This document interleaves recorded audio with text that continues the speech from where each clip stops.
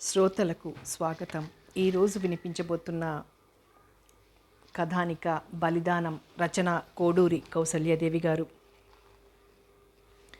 పిల్లలు ఇక పుట్టరని దామోదరం భార్యను వదిలేశాడట. ప్రొఫెసర్ దామోదరాన్ని గాని తులసిని గాని ఎరుగున్నవారు నలుగురు ఒకచోట చేరితే సమయమంతా ఆ విషయం మాట్లాడుకోవటంలోనే గడిచిపోతుంది. ఈ మధ్యన ఇటువంటి వార్తలను స్పష్టాదిగా అడపాదడపా ప్రతి ఒక్కరూ వింటున్నప్పటికీ ఎప్పటికప్పుడే మళ్ళీ కొత్తగా మాట్లాడుకోవడం, విడ్డూరంగా వినడం పరిపాటి. తులసితో ప్రాణస్నేహం లేకపోయినా మంచి పరిచయమే ఉన్నది నాకు. మంచి మనిషి అనిపించగలిగే ప్రవర్తన, తీరు, మాట గల వ్యక్తి. చెడు నడత ఏమీ ఉన్నట్టు అనిపించదు మరి. అయినా మంచివారందరి జీవితాలు మంచిగా సుఖంగా సాగుతాయనేముంది అందున మన సమాజంలో. పుట్టింటి వాళ్ళు ఎంతమంది ఉన్నవాళ్ళు, పుట్టింటి వాళ్ళు ఏమంత ఉన్నవాళ్ళు కాదు. తులసిక పెద్ద చదువు సంధ్యలు లేవు. ఎలా బ్రతుకుతుందో పాపమిక అన్నది మిసెస్ రావు ఒకనాడు. ఏముంది, వదిలేసిన వాడు చచ్చినట్టు మనోవర్తించుకోవాలిగా, ఇస్తాడు అన్నది సవితా బెనర్జీ తీర్మానించినట్టే. అతడా ప్రవరాఖ్యుడేమీ కాదు. పైగా శ్రీకృష్ణుడు కూడా. ఈమెకా పెళ్ళై 6 ఏళ్లైనా ఇంకా పిల్లలు లేరు. అతడు తొందరపడ్డా ఈమె తొందరపడి వెళ్ళిపోవడమేమిటి? తనకున్న లోపానికి ఏదో అక్కడే పడుండాలి గాని. లోకనాథం భార్య కమలానాథం తన అమూల్య అభిప్రాయాన్ని వెలువిచ్చింది. కాదు మరి, మొగాడికేముంది, 3వ నాటికల్లా మరొకతి దొరుకుతుంది మిసెస్ రావు సమర్థించింది. శ్యామలా శర్మ పకపకా నవ్వింది. అయ్యో, మీకు తెలియదేమిటండి, అదివరకే దొరికింది. అతడితో పాటే లెక్చరర్ అట, అది కూడా అక్కడే. తోటి ఆడవాళ్లై ఉండి సాటి స్త్రీ కష్టాన్ని ఎంత కులాసాగా నవ్వుకుంటూ వ్యాఖ్యానిస్తున్నారో అని నా మనస్సు ఆశ్చర్యపడకుండా ఉండలేకపోయింది. అవునండి, ఆశ్చర్యంగా బుగ్గలు నొక్కుంది ఒక ఆవిడ. ఇంతా చదువుకొని అంతా ఉద్యోగం వెలిగిస్తూ దానికి వీడే కానీ దొరకలేదా? ఆ కాలేజీలో పిల్లలకి కూడా ఇలాంటి పాఠాలే నేర్పుతోందేమో. ఛే, ఈ చదువుకుని పెళ్లి పెటాకులు లేకుండా పడున్న ఆడాళ్ళు ఎంతకైనా తెగించి కొంపలు ముంచుతారండి. ఒకతే సంసారాన్ని కూల్చి దానింట్లో దీపం వెలిగించుకుంటే అది నిలుస్తుందంటారా? సంభాషణ కొత్త దారులు తొక్కింది. తులసి పట్ల నాకెంతైనా సానుభూతి ఉంది. కానీ ఆమె ప్రస్తుతం ఎక్కడుంటున్నదో తెలియదు. అయినా బొత్తిగా ఇటువంటి పరిస్థితుల్లో ఎలా పరామర్శించడం, ఏమని సానుభూతి పలకడం? తనతో కలిసిమెలిసి స్నేహంగా ప్రవర్తించిన సాటి స్త్రీలే ఇంత లోకువ చేసి మాట్లాడుతున్నారని తెలిస్తే తులసి ఏ ఆత్మహత్యకో తలపడదా? భర్త పరిత్యజించడం కంటే ఘోరం కదా ఈ కఠోర పరిహాసోక్తులు. దామోదరం కూడా మొహం చాటు వేశాడు. మా ఇంటి ఛాయలకే రావటం లేదు. విషయం పాతబడే వరకు పాత స్నేహితులందరినీ తప్పించుకుని తిరుగుదామనుకున్నాడేమో అన్నరాయన మొన్నొకనాడు బజార్లో ఎదురై చూడనట్లు వెళ్ళిపోయాడు అన్నాడు. తులసి ఏమైందో తెలుసా అని అడిగాను నేను. ఏమో తెలియదు, కానీ లోకంలో అనేకం జరుగుతూనే ఉంటాయి. ఎప్పుడూ అదే ఆలోచన. ఇక నీకు మర్చిపో. ఆలోచించి అట్టే మతిపోగొట్టుకోకు అన్నారు. ఏమైనా కొత్త కథావస్తువు దొరుకుతుందనేమో అంటూ తన స్నేహితులు నవ్వారు. మర్చిపో అనడం సులభమే, కానీ మరవడం నాకు సాధ్యమా? మాటిమాటికి ఆమె గుర్తుకొచ్చి ఆలోచనల నడుమ నిలుస్తోంది. కష్టకాలంలో ఉన్నవారిపై కనికరం లేకుండా కాలక్షేపం కోసం కారుకూతలు కూసే నాగరికురాండ్ర సమావేశాలలో సాధారణంగా కూర్చోను. అందువల్లనే నాకిక ఏ వివరాలు తెలియరాలేదు. బాబుకు విపరీతంగా జ్వరం వచ్చి తగ్గింది. ఎంతైనా కంగారు పడిపోయాం వారం రోజులు. ఒకనాడైతే మరీ కన్నెరకకుండా పడి ఉండి ఏవేవో కలవరిస్తుంటే నా ప్రాణాలు ఎగిరిపోయాయి. ఇవాళ పిక్చర్కి వెళ్దాం అన్నారు ఆఫీస్ నుంచి వచ్చి. బాబుకు జ్వరం బాగా తగ్గింది, కులాసాగా ఉన్నాడు. ఏం, నీకేమైనా వేరే పనుందా అన్నారు నేను మాట్లాడకపోవడం చూసి. బాబును ఆలయానికి తీసుకువెళ్దామని మొన్న జ్వరం వచ్చినప్పుడు అనుకున్నాను. ఆ ముఖంలో రంగులు ఎలా మారతాయో తెలుసు గనక నేను అటు చూడకుండానే చెప్పాను. కొన్ని సెకండ్ల నిశ్శబ్దం ఉపన్యాసానికి నాందిగా వినవచ్చింది. అయితే డాక్టర్కు అంత బిల్లు ఎందుకు చెల్లించినట్లు? అప్పుడే తీసుకెళ్ళలేకపోయావు గుళ్ళోకి? నేను మాట్లాడలేదు. మనం మందులు వేశాం, సేవ చేశాం, తగ్గింది. దైవకృప ఉన్నదనుకో. దేవుడు లేడని అనను, కానీ ఆ మందిరంలోనే ఉన్నాడని ఎందుకనుకోవాలి? నీ మనసులో లేడా? నీ ఇంట్లో లేడా? కొన్ని విషయాలలో మేమిద్దరం ఉత్తర దక్షిణ ధృవాలం. అందుకే నేను వాదించదలుచుకోలేదు. నేను ఈ బూట్లు తీసివేసి చేయలేనిప్పుడు. పిల్లల్ని తీసుకొని నువ్వు వెళ్ళి దర్శించుకొనిరా అన్నారు కారు దిగకుండా. ఇది మాకు మామూలే. దైవ దర్శనం చేసుకున్న ప్రశాంతి, సంతోషం ఆవిరిలా ఎగిరిపోయాయి. మందిరం బయటకొచ్చి ప్రాంగణంలో కూర్చోగానే అక్కడి వ్యక్తులను చూసి, ఎలా ఉన్నారమ్మా, ఏమిటి విశేషాలు అని అతి చనువు ఒలకబోస్తూ పలకరించిన ఆ వ్యక్తి తులసి అత్తగారు విద్యాబాయి. నిశ్చింతగా ఏ బాధ వ్యధ లేనట్లుగా చెప్తున్నాయి ఆరోగ్యంగా ఉన్న ఆ రూపము, నిర్లజ్జగా ఉన్న ఆ నవ్వు. వెంట కూతుళ్ళు ఇంకెవరో కూడా ఉన్నారు. బాగున్నారా, తులసి ఎలా ఉంది? అప్రయత్నంగానే నా మాటల్లో తులసి ప్రసక్తి దొర్లిపోయింది. విద్య చింకి చాటంత ముఖము నవ్వు మాసిపోయి ఇంతైపోయి చిన్నబోయింది. తులసి పేరు వింటూనే కూతురు నుండి వచ్చింది టకీమని సమాధానం. ఆడది ఎక్కడుంటుంది? అయితే అత్తింటా లేదా పుట్టింటానో, ఏం అలా అడుగుతున్నారేం? శల్య పరీక్ష చేస్తున్నట్టే చూడసాగింది నన్ను నకసిక పర్యంతం. ఈ అతి తెలివి భుజాలు తడుముకోవడం చూస్తే నాకు చిరాకైంది. లోకమంతకు తెలిసిన విషయం నాకు తెలియదనేనా ఈమె అభిప్రాయం? అందుకే నేను సంభాషణ అంతం చేయలేదు. ఈ మధ్య తులసి ఎక్కడా రావడమే మానేసింది. దామోదరం గారు కనిపించి కూడా చాలా రోజులైంది. ట్రాన్స్ఫర్ అయిందేమో అనుకుంటున్నాను, అందుకే అడిగాను అన్నాను. తల్లి కూతుళ్ళు ముఖాలు చూసుకున్నారు.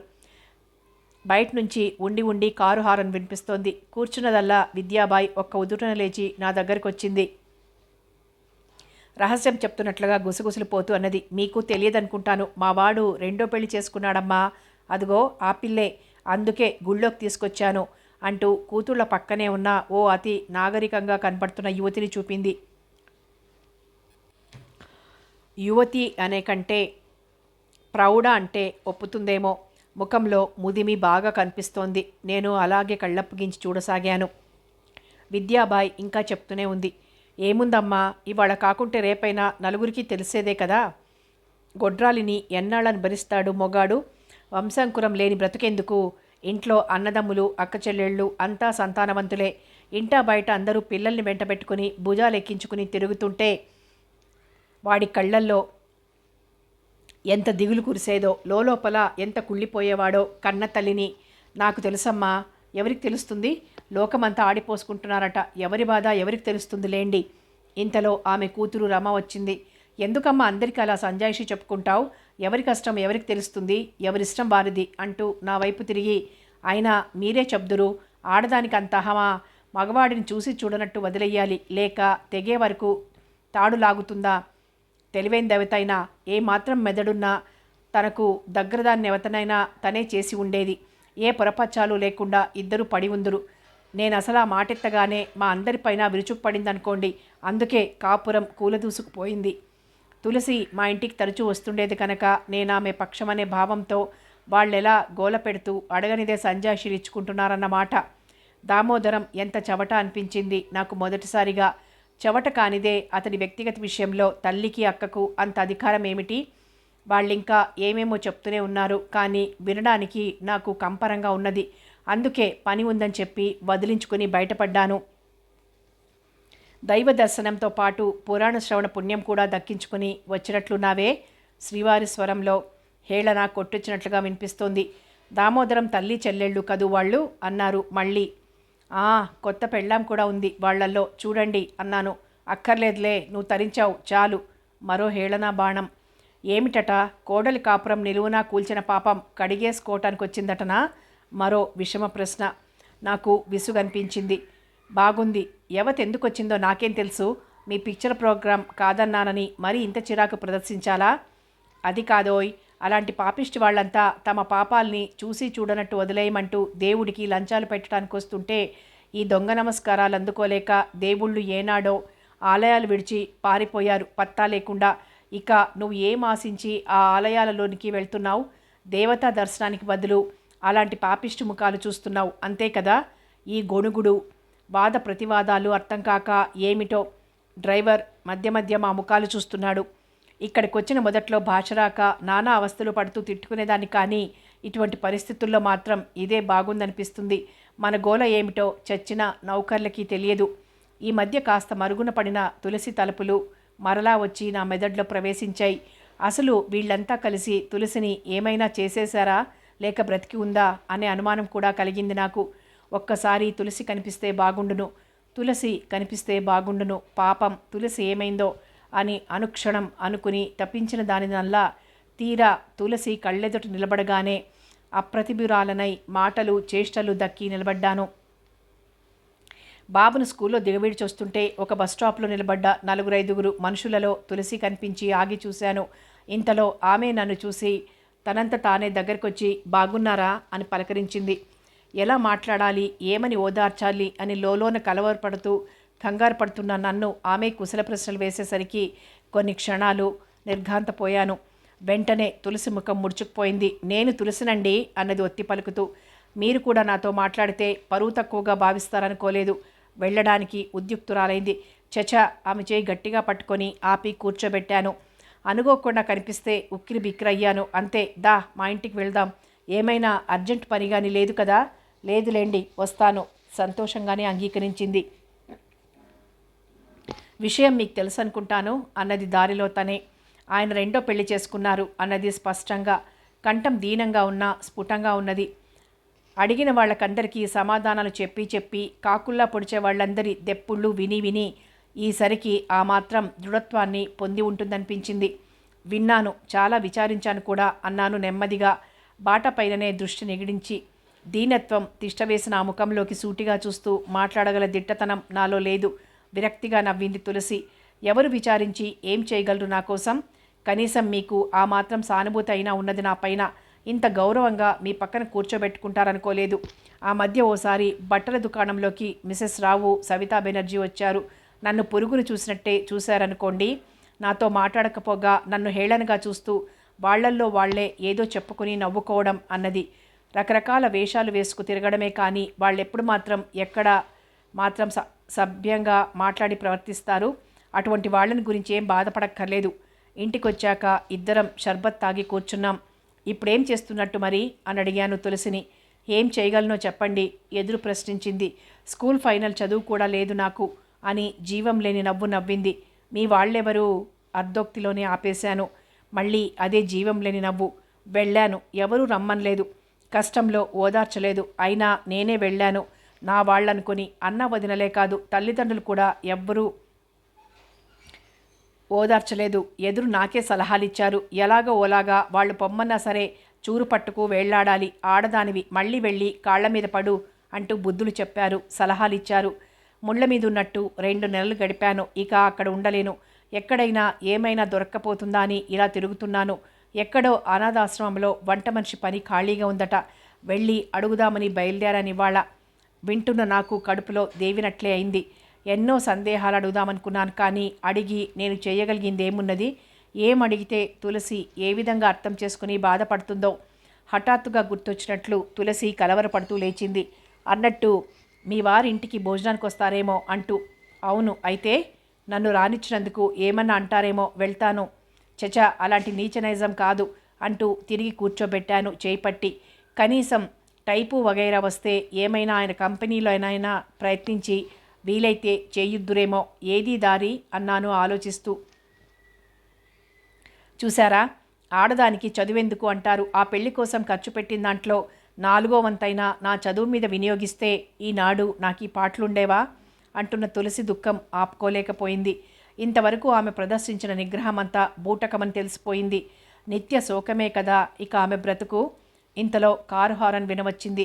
మరు నిమిషంలోనే ఆయన లోపలికొచ్చారు. తులసి కంగారుగా లేచి నమస్కరించింది. నమస్కారం, ఎలాగున్నారు అడుగుతూ ఎదుట కూర్చున్నారు. ఇలాగే నెమ్మదిగా అన్నది కళ్ళు తుడుచుకుంటూ. భోజనం వడ్డిస్తూ అడిగాను, తులసికి మీరేమైనా పనిప్పించగలరా అని. ముఖంలో రంగులు మారిపోతుండగా అన్నారు, ఇంట్లో కూర్చునే వాళ్లకు ఏం పని వస్తుంది బయట? పాపం సాయం చెయ్యాలనే ఉంటుంది, కానీ నిస్సహాయలం. నిజమే, ఈ రోజులలో ఒక సామాన్య యువతికి ఉద్యోగమా? మరే వెర్రివేషాలు వెకిలిపోకడలు ఉన్నదెవరైనా అయితే నాకు ఈ జాలి సానుభూతి ఉండకపోను. కానీ తులసి బుద్ధిమంతనం ఎరుగున్న నా మనసు మనకెందుకీ గొడవ అని విదిలించలేకపోతున్నది. దామోదరం ఏమివ్వటానికి నిశ్చయమైందట అని అడిగారు మళ్ళీ. నాకు తెలియదన్నాను. పెళ్ళాన్ని వదిలేయడం తేలికే, వదిలేయగానే సరికాదు, విడాకులతో పాటు కోర్టువారు భరణం కూడా ఇప్పిస్తారు. చస్తాడిప్పుడు ఆ వచ్చే జీతం అటు ఇటు సర్దలేక అన్నారు అసహ్యం ముట్టిపడుతుండగా. నిజమే, దామోదరం చేసిన పనిని బుద్ధి ఉన్న ఎవ్వరూ ఆమోదించలేకుండా ఉన్నారు. నేను తులసి భోజనాలు కూర్చున్నప్పుడు మెల్లగా ఆ సంగతి అడిగాను. అంటే మనోవర్తి మాటేనా మీరు అడిగేది? ముఖం జేవురించింది. చాలాసేపు మాట్లాడకుండా అన్నం కెలుకుతూ కూర్చుంది. ఎందుకు అడిగానా అనిపించింది నాకు. చాలాసేపటికి మెల్లగా అన్నది, నేను వేరే భార్యను తెచ్చుకున్నాను, నీతో సంసారం చెయ్యను, నువ్వక్కర్లేదు అని నిర్మోహమాటంగా నిర్దయగా బంధం తెచ్చుకున్న వాడి డబ్బుతో కడుపు నింపుకుని బట్ట కట్టదలుచుకోలేదక్కయ్య గారు. మా అన్నయ్యతో వదినతో ఇలాగే అంటే వాళ్ళు హేళన చేశారు. ఎలా బ్రతుకుతావు మరి, ఎల్లకాలం మేమే పోషించమా అంటూ. నేనెవ్వరికీ అక్కర్లేదు, ఎవ్వరి డబ్బు నాకక్కర్లేదు. కళ్ళు కాళ్ళు ఉన్నాయి నాకు, పని చేసుకుని బ్రతుకుతాను. లేనినాడు నన్ను ఆదుకోవటానికి చంబల్ నది ఉన్నది, ఎత్తైన పర్వతాలున్నాయి, లోయలున్నాయి. ఎంతటి అభిమాన యువతి. అప్పుడప్పుడు వస్తూ ఉండమన్న నా మాట ప్రకారం వారానికి 10 రోజులకు ఒక్కోసారి రావడం, పనులలో నాకు సాయపడుతూ ఆ రోజంతా ఇక్కడే గడిపి భోజనం చేసి వెళ్తూ ఉండడం చేస్తోంది తులసి. ఆ రోజు అలాగే వచ్చింది తులసి. ఆ రాత్రి ఎవరెవరికో డిన్నర్ ఉంది అంచేత తలమునకలయ్యే పనిలో ఉన్నాను నేను. అమ్మయ్య వచ్చావా, ఇక నాకు భయం లేదు. 10 మంది కాదు 100 మందికైనా భోజనాలు పెట్టేయొచ్చు. ఆ ఫ్రిడ్జ్లో బఠానీలు పాలు ఇలా తీసుకురా అన్నాను. సమాధానం రాక అటు తిరిగి చూశాను. ఖిన్న బదునురాలై నిలిచి ఉంది తులసి. ఏం తులసి, మళ్ళీ ఏం జరిగింది ఆత్రంగా అడిగాను. ఇవాళ కొంచెం పనుందక్కయ్య గారు, ఇక్కడ ఉండలేను అన్నది చాలా దీనంగా.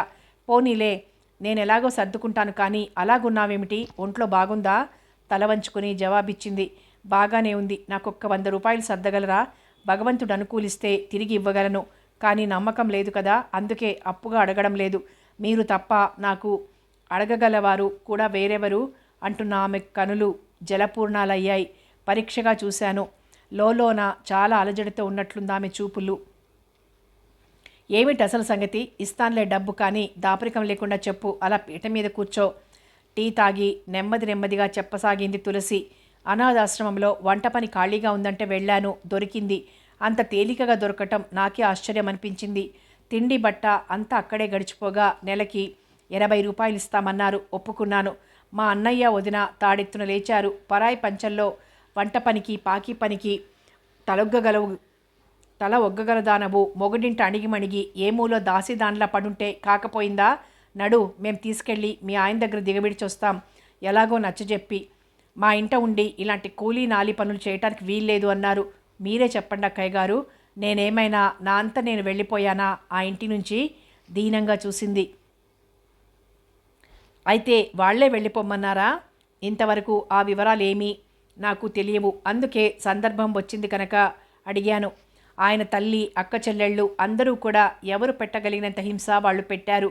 నా ఎదుటే దాన్ని, ఆ రెండో పెళ్ళాన్ని ఇంటికి తీసుకురావడం, తల్లి చెల్లెళ్ళు దానికి మర్యాదలు చేయడం, ఇది కూడా సహించాను. నా తరపున అడిగి ఆర్భాటం చేసి ఆరళ్ళు పెట్టే సమర్థులెవరూ లేరని వాళ్ళకి తెలిసిపోయింది. నా పుట్టింటి వాళ్ళు నోరు మూసుకుని ఊరుకోవడంతో గొడ్రాలు, వంశాంతకురాలు, వేరు పురుగు నిత్యం ఇటువంటి మాటలతోటే సత్కరించేవారు. అన్నింటికీ దిగమింగి ఊరుకున్నాను. నా కర్మ అనుకుని ఎదిరించి బ్రతకలేనని తెలుసు నాకు. ఎన్ని ఉత్తరాలు రాసినా అన్నయ్య కానీ నాన్నగారు కానీ జవాబియ్యలేదు. ఆడదాని బ్రతికే కష్టాలమయం అని ఎన్ని బాధలైనా ఓర్పుతో సహించగలిగినదే ఐరింటి ఆడదని అమ్మ ఏమేమో రాసింది. ఏం చెయ్యను, నాలో నేనే ఏడ్చి ఊరుకున్నాను. ఎన్నోసార్లు గదిలో ఆయన్ని ప్రాధేయపడి అడిగాను, ఏడ్చాను. మొదట్లో మౌనంగా ఉండిపోయేవారు. రాను రాను నిద్రపోనీయకుండా ఏమిటి గోలా అని అనుమానాలతో పీడిస్తున్నానని విసుక్కునేవారు. ఎంత చేసినా ఇంకా ఏదో పని చేయించేది. అర్ధరాత్రి వరకు నా చేత అత్తగారు. ఆడబిడ్డల సతాయింపులు ఎక్కువైపోయాయి. అర్ధరాత్రి వేళకు నేను వెళ్ళేసరికి ఆయన గాఢ నిద్రపోతుండేవారు. పొద్దున్నే లేచేటో వెళ్ళిపోయేవారు. ఇక మాకు మాట్లాడుకునే అవకాశమే ఉండేది కాదు. ఇలా కొన్నాళ్ళు జరిగాక నాకు అసలు విషయం తెలిసింది. దయగల పక్కింటావిడ చెప్పిందానాడు. అయ్యో వెర్రిపిల్ల, 10 రోజుల నాడే రిజిస్టర్ ఆఫీస్లో పెళ్ళైపోయిందే ఇద్దరికి, ఈవేళ దాన్ని ఇంటికి తీసుకొస్తాడు అంటూ. పిచ్చిదానిలాగైపోయాను. అందరినీ తిట్టేశాను ఏడుస్తూ. ఆ ఘోర విపత్తు రానే వచ్చింది. దాన్ని ప్రమీలని వెంటబెట్టుకొచ్చారు సాయంత్రం. ఇల్లంతా పండగగా ఉంది. నేను అలాగే రాయిలా కూర్చున్నాను గదిలో. మెదడు మనసు మొద్దుబారిపోయాయి. రాత్రి 9 గంటలకి పెద్దాడబిడ్డ వచ్చి నన్ను గది బయటకు పిలిచింది. నేను కదల్లేదు. కదలకపోతే బలవంతంగా ఈడ్చవలసి ఉంటుంది, మర్యాదగా బయటకు వచ్చి వరండాలో పడుకో అన్నది. సిగ్గు లేకుండా ఎప్పుడూ పుట్టింట పడుండే కుక్క, నా కాపురానికే గోతులు తీశావా అంటూ బల్ల మీదున్న మంచినీళ్ళ గ్లాసు విసిరేశాను. ఆమె ముఖాన రక్తం చిమ్మింది. అందరూ మూగిపోయారు. చూడరా తమ్ముడు, నీ గొడ్డుమూతి పెళ్ళాం ఏం చేసిందో అంటూ రాగాలు ప్రారంభించింది. ఆ అసమర్థుడొచ్చి నన్ను గొడ్డును బాదినట్లు బాది బయట వరండాలోకి ఈడ్చిపారేశాడు. అత్త ఆనందంగా చూసింది. మామ మరదలు మూగ వెదవల్లా ఊరుకున్నారు. మొగుడే దరిద్రుడైతే ఇక తక్కిన దేభ్యాల గురించి ఏం ఏడ్చేదిలేండి. దానికేదో ఏర్పాటు చేసి పీడ వదిలించేయండి. రోజు ఈ గోల కుదరదు నాకింట్లో అంటూ స్పష్టంగా చెప్పిందది. ఎవరు? నా కాపురం పడగొట్టవచ్చిన ఆ చదువుకున్న టక్కులాడి. ఛీ, దానిది ఓ బ్రతుకేనా? మరొకతే మొగుడే కానీ దొరకలేదా ఈ ప్రపంచంలో దానికి? ఇలాంటి వాళ్ళని నిలువునా నరకాలి, 4 వీధుల మొగల్లో పెట్టి. తులసి ప్రయోగిస్తున్న ప్రతి పదము ఆమె ఎదలోని దావానలపు తీవ్రతను సృష్టీకరిస్తున్నాయి.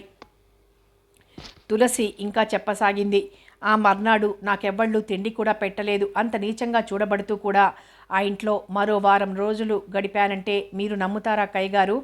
ఇలా వీధిన పడకుండా ఉండాలనే అంత అవమానాన్ని, బాధను దిగమింగుకుని అలా పడుకున్నాను. అయినా వాళ్ళు నన్ను కనికరించలేదు. ఆఖరికేదో స్లో పాయిజన్ ఇచ్చి నన్ను అంతం చెయ్యాలనే పథకంలో ఉన్నారని పసిగట్టి ఆ ఇంటి నుంచి పారిపోయి పక్కింట్లో తలదాచుకుని తర్వాత రహస్యంగా మా వాళ్ళింటికి పారిపోయాను. ఇంత విన్నాక కూడా మీకు నేను తొందరపడ్డానని అనిపిస్తోందా? దీర్ఘాంతపోయి వింటున్నానే కానీ నేను సమాధానం ఇయ్యగల స్థితిలో లేను. ఇటువంటి నరకంలో మళ్ళీ నన్ను తీసుకెళ్ళి పడేస్తామంటున్నారు అన్నయ్య వాళ్ళు. కానీ నా వంటి వాళ్ళు చేస్తే లోకానికి ఏం లోటు లేదు. కానీ ఎందుకో నాకింకా చావాలని లేదండి.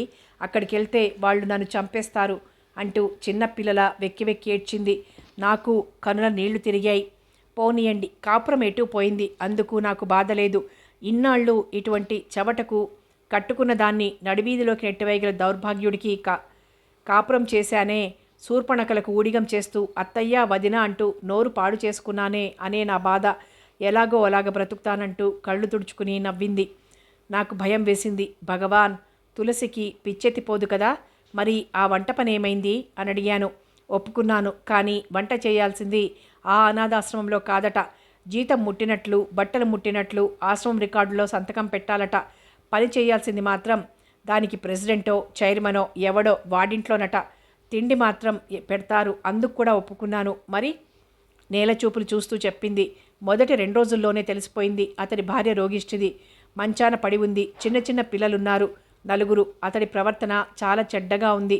నిజానికి అతడు వంటకు మాత్రమే నియమించుకున్నట్లు లేదు. యుక్తిగా తప్పించుకుని బయటపడ్డాను. ఇంకా ఏమైంది?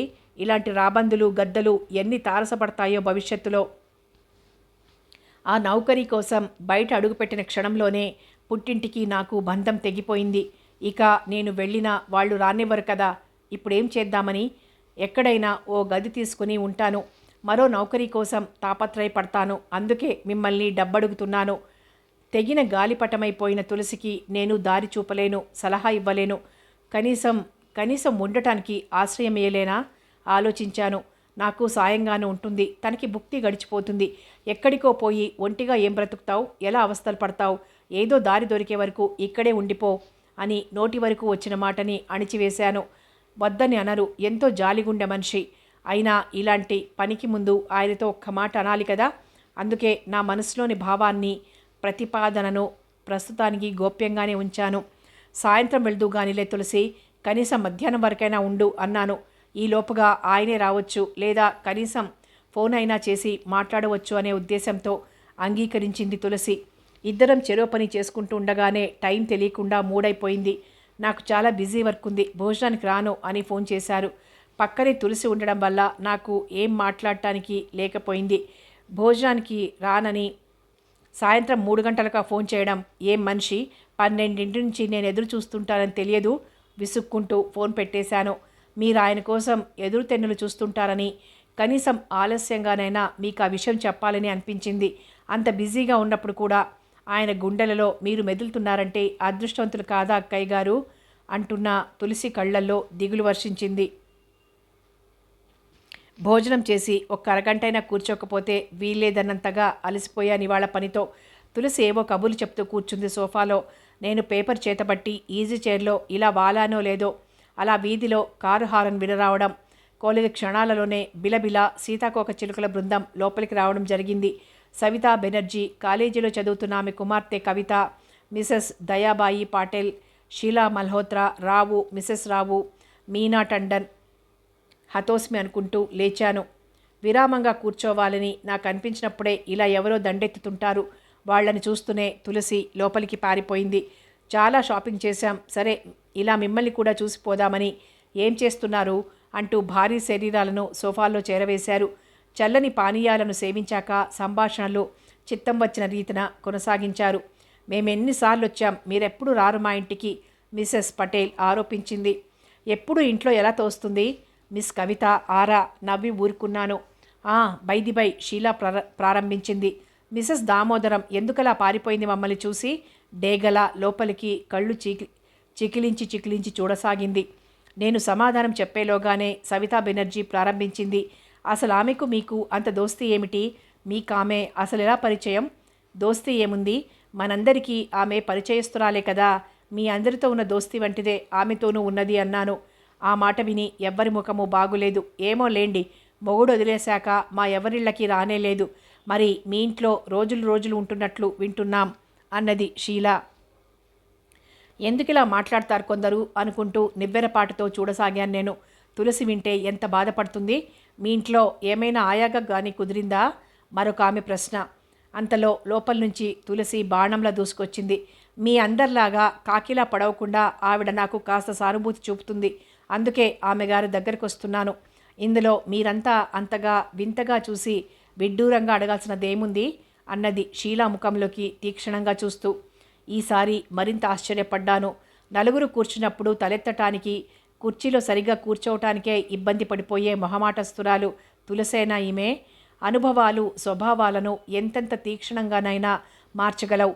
గంగి గోవు కూడా చీల్చి చెండాడే పెద్ద పులి కాగలదు. బాగుంది, మాకేం కాకుల్లా పొడవటానికి? ఎవరి కర్మ వాళ్ళది. ఉన్నమాటికి ఉలికెందుకు? షీలా సవిత గొణుక్కున్నారు. మీరేం చేస్తున్నారిప్పుడు? పాపం చాలా కష్టమే వచ్చింది మీకు. మనసులో ఏముందో కానీ పైకి మాత్రం సానుభూతితోనే పరామర్శించాడు టండన్ తులసిని.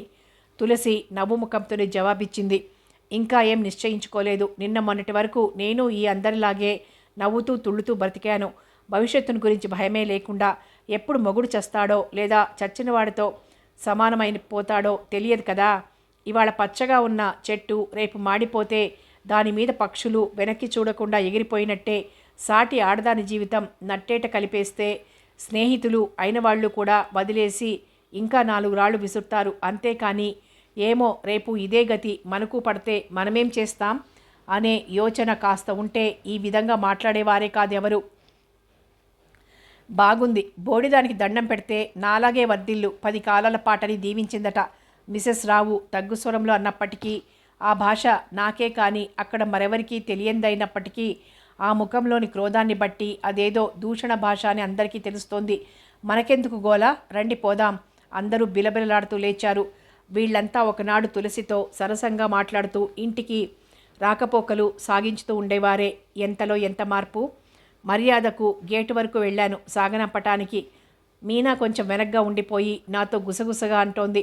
అలా చూడండి ఎంత సిగ్గులేనితనమో. ఏమిటో అని అటు చూశాను. కారు దగ్గర సవిత టండన్తో ఏమిటో విరగబడి నవ్వుతూ చెప్తోంది.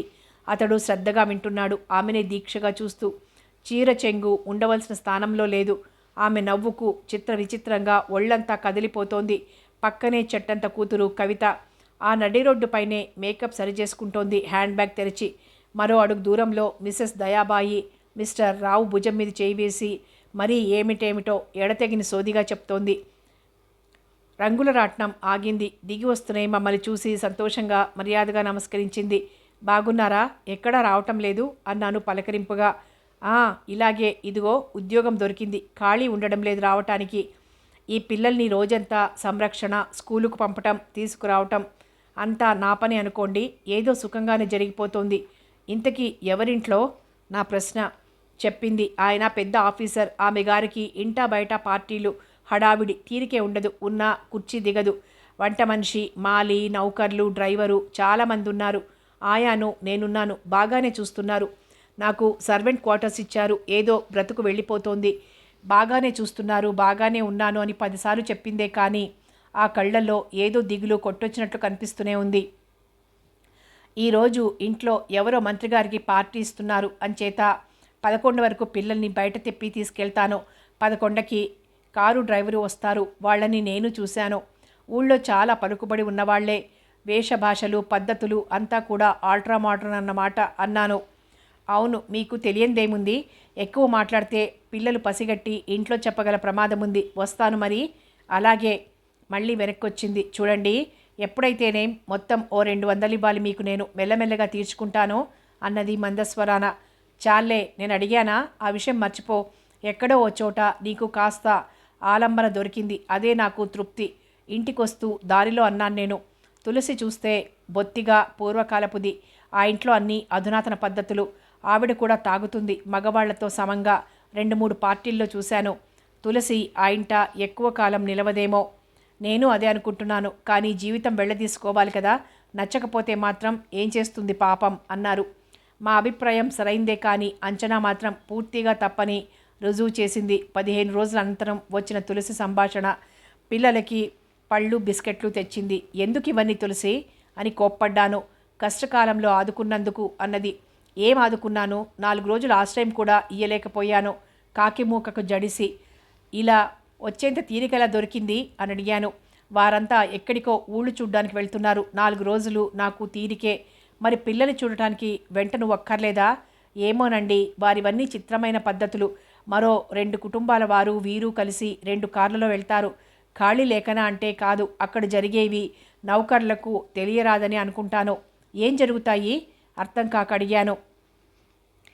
చెప్పకూడదనుకోండి, కానీ మీరే కదా, అందుకే చెప్తున్నాను. వాళ్ళంతా చాలా విపరీతంగా ప్రవర్తిస్తారు. ఆయన ఇంట్లో లేకపోయినా సరే, ఊళ్ళో లేకపోయినా సరే, అతడి స్నేహితులు పెద్ద బిజినెస్ వాళ్ళట. రాత్రింబవళ్ళు ఆమెతో గడుపుతారు. ఆమె తాగుతుంది, వాళ్ళు తాగుతారు. అటువంటి రోజులలో ఆమె గారు పిలిస్తేనే కానీ మేమసలు ఆవిడ గదుల వైపు పై అంతస్తులోకి వెళ్ళరాదు. అయినా ఆయన అలాగే తప్పతాగి ఇల్లు చేరుకుంటాడు ఏ తెల్లవారుజాముకో. ఆదివారం ఉదయం మాత్రం ఇద్దరు పిల్లల చదువులు ఎలా ఉన్నాయో, ఏం కావాలో తెలుసుకుంటారు. పిల్లలకు జ్వరం వచ్చినా నేనే చూసుకోవాలి. కనీసం రాత్రుళ్ళైనా ఆరోగ్యంగా లేని బిడ్డ దగ్గర పడుకోదావిడ. పోనీలే, ఈ 4 రోజులు నీకు విశ్రాంతి దొరికింది.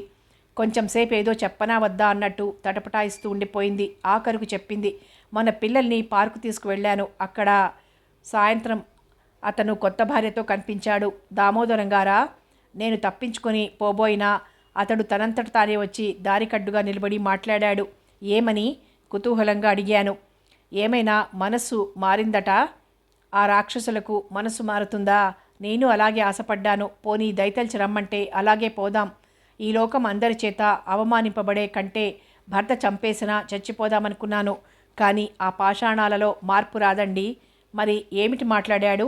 ఇంకా ఈ ఊళ్ళో ఉండి ఏం చేస్తున్నావు అని ముఖం ముటముటలాడించుకుంటూ అడిగింది ప్రమీల.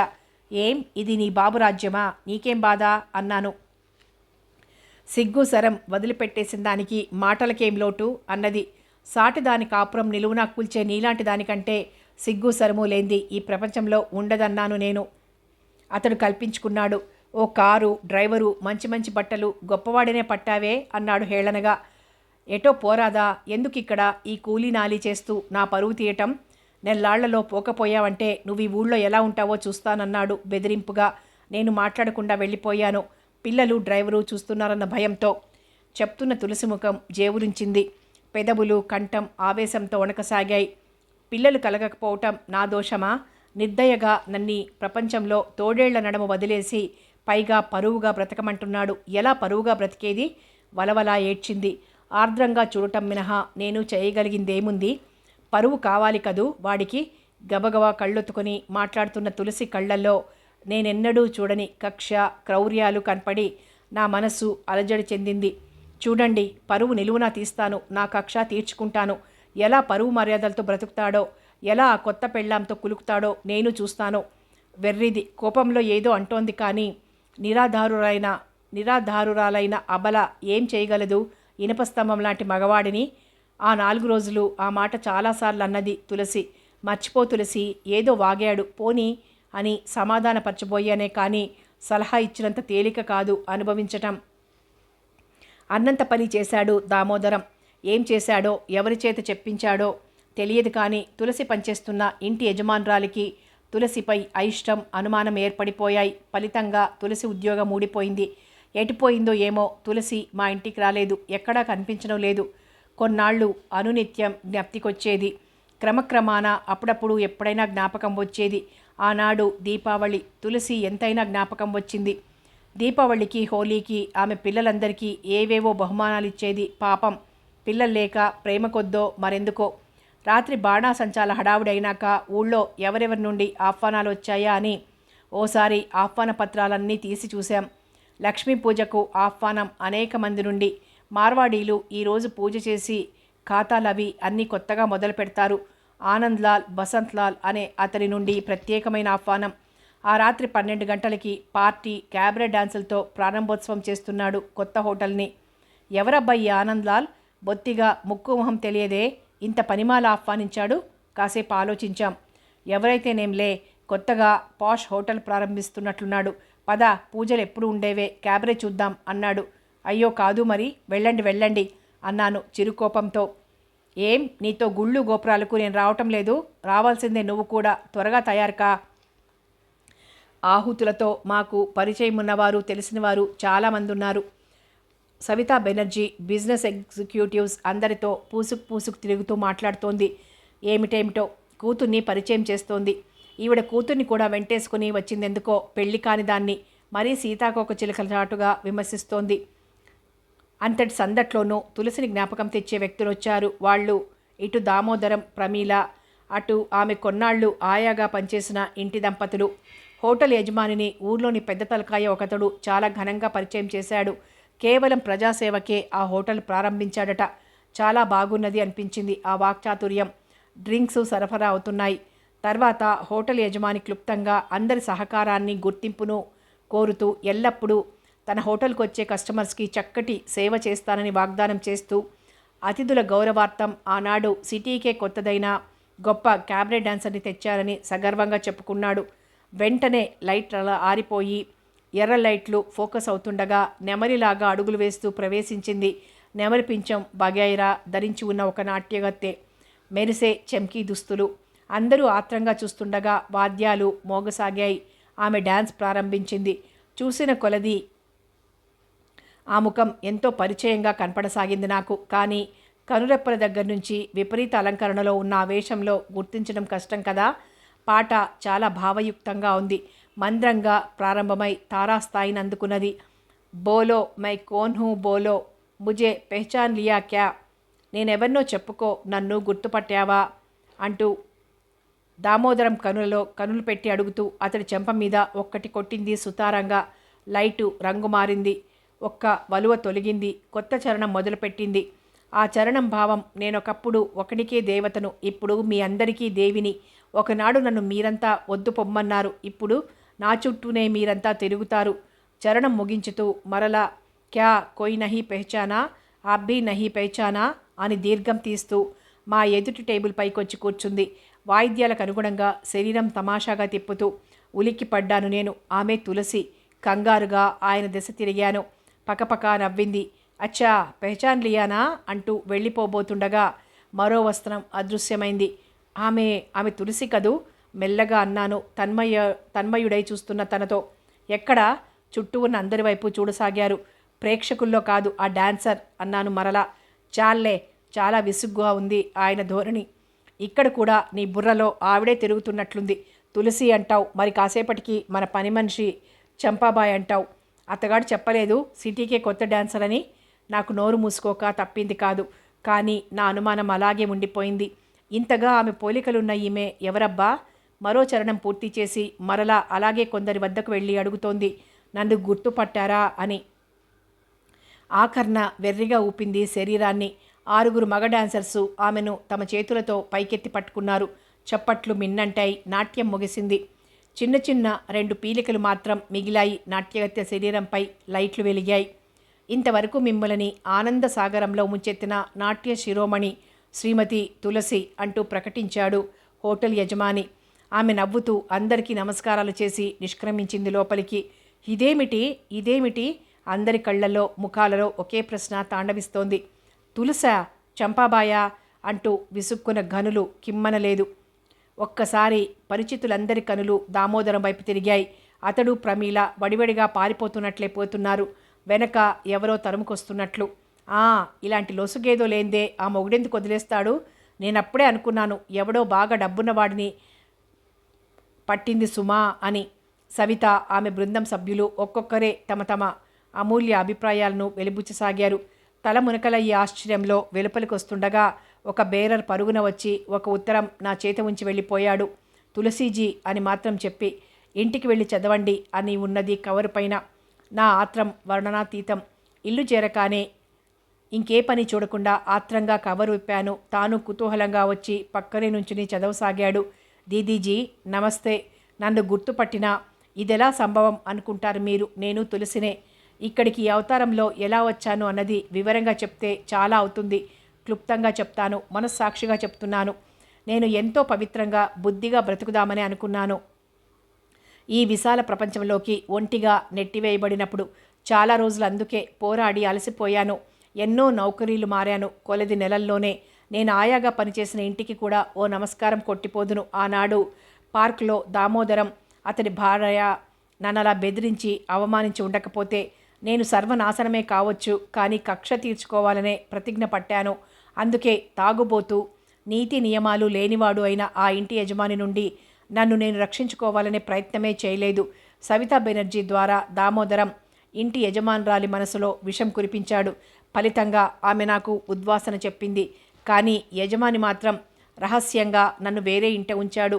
కొన్ని రోజులకు అతడే నన్ను ఈ హోటల్ యజమానికి అప్పగించాడు. ఇప్పుడు నా ఆరాధకులెందరో. పరువుగా బ్రతకాలంటే కష్టం, కానీ ఇలాంటి జీవితానికి ఎంత సుఖమో. తర్వాత ఏ నరకానికైనా పోనీయండి, పర్వాలేదు. దామోదరంపై కక్ష తీర్చుకున్నాను. చూశారా, నేనే మీకందరికీ ఆహ్వానాలు పంపింది. నా అదృష్టం కొలది అందరూ వచ్చారు. ముఖ్యంగా దామోదరం కొత్త భార్యతో వచ్చాడు. మహాప్రొఫెసర్ని కనుక ఎవరో ఇంత ప్రత్యేకంగా ఆహ్వానించారని విర్రవీగుతూ వచ్చినట్లున్నాడు. పాపం నన్ను గుర్తుపట్టాడు. ఎలాగా? మీ అందరి సమక్షంలోనూ. అదే నాకు కావాలి. ఇప్పుడేమైంది అతడి పరువు? నన్ను ఈ ఊళ్ళో ఉండనీయను అన్నాడు కదూ. ఇప్పుడు తనెలా ఉంటాడిక్కడ? నా చుట్టూ ఎంత బలగం. ఇప్పుడు నన్ను అతడేమీ చేయలేడు. ఇది దామోదరం పెళ్ళాంరా అంటాడు చూసిన ప్రతివాడు. నన్ని అతడు అనుభవింపచేసిన నరకయాతనకు ప్రతిఫలం ఈ చిత్రహింస. పాపపుణ్యాల సంగతి నేను ఆలోచించనిక. ఈ అవమానం వాడొక్కడిదే కాదు, ఆ కొత్త భార్యకు, తల్లిదండ్రులకు, తోబుట్టువులకు, ఇంటి మొత్తానికి అవమానం. నిష్కారణంగా అన్యాయానికి గురైన నా వంటి అభాగినులంతా ఇలాగే తమ తమ జీవితాలను బలిదానం కావించుకుంటేనే గాని ఈ అభినవ నరకాసుల పీడ తగ్గదు. శూర్పణకల పొగరు అణగదు. మీరు నన్ను క్షమించినా క్షమించకపోయినా అర్థం చేసుకోగలరు నా ఎదలోని దావానలాన్ని. అందుకే ఇంత వివరంగా నా స్థితిని విశదపరుచుకున్నాను. నా బ్రతుకు హీనమైపోయిందని నాకు తెలుసు. నాకు కుక్క చావే ప్రాప్తించవచ్చు, కానీ ఆఖరు క్షణాన మిమ్మల్నే, నా దీనదశలో ఆదుకున్న మిమ్మల్నే తలుచుకుంటాను అక్కయ్య గారు. ప్రస్తుతం నేను కొత్త తులసిని. మరణించిన పాత తులసి కొరకై సానుభూతితో, నిండు మనస్సుతో ఓ కన్నీటి చుక్క రాల్చగలరు కదూ. ఈ విధంగా బ్రతుకుతున్న నేను ఇక మీ ఇంటి అడుగు పెట్టే అర్హత కోల్పోయానని తెలుసు. అందుకే ఈ లేఖ. ఇంకెప్పుడు ఇలా విసిగించను. జీజాజీకి నమస్కారాలు. చిరంజీవులకి నా ముద్దులు. తులసి.